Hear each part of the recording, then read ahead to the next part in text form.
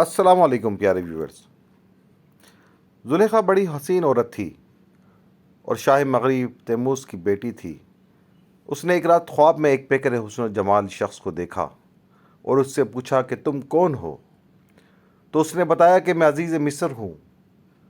زلیخا کے دل میں اس خواب کا نقشہ جم گیا اور ہر وقت وہ خواب پیش نظر رہنے لگا۔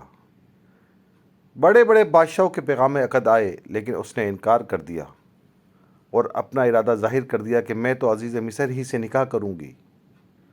چنانچہ شاہ تیموس نے اپنی بیٹی زلیخا کا نکاح عزیز مصر سے کر دیا۔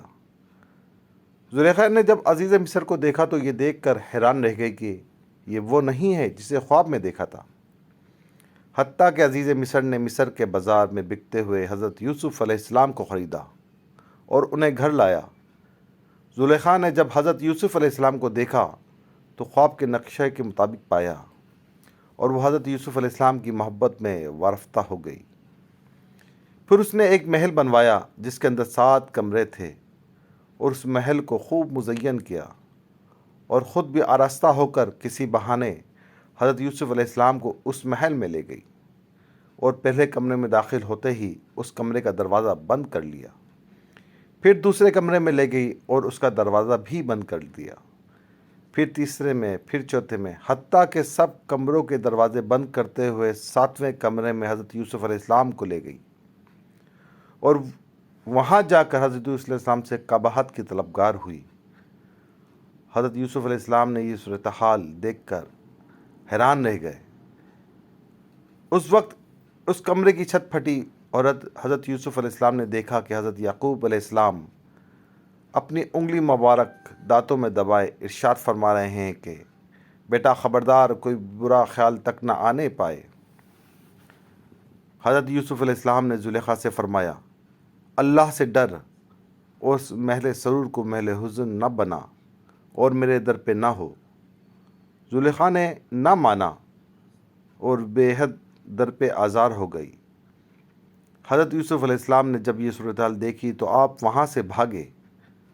زلیخا بھی پیچھے بھاگی۔ حضرت یوسف علیہ السلام نے بھاگتے ہوئے جس کمرے کا بھی رخ کیا، اس کمرے کے دروازے کا قفل خود بخود کھلتا گیا۔ زلیخا نے پیچھے کرتا ہوا آپ کا کرتا مبارک پیچھے سے پکڑ کر آپ کو کھینچا کہ آپ نکلنے نہ پائیں، مگر آپ غالب آئے اور باہر نکل آئے۔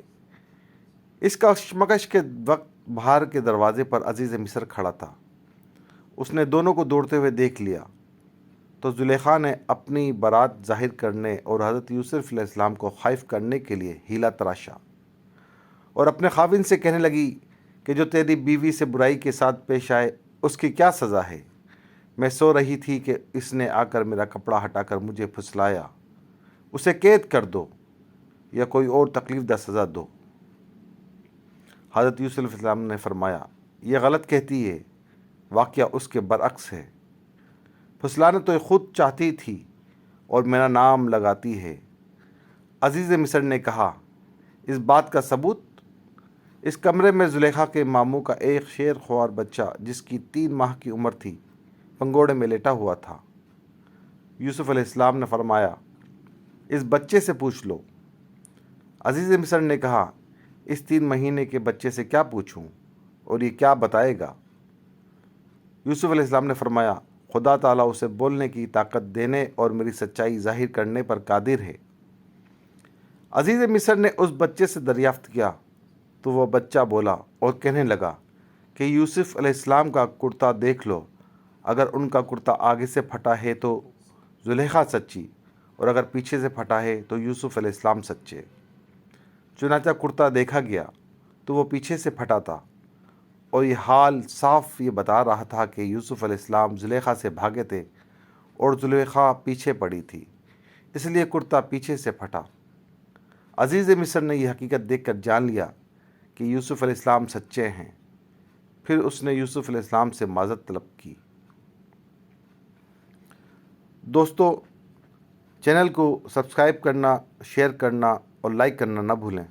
السلام علیکم۔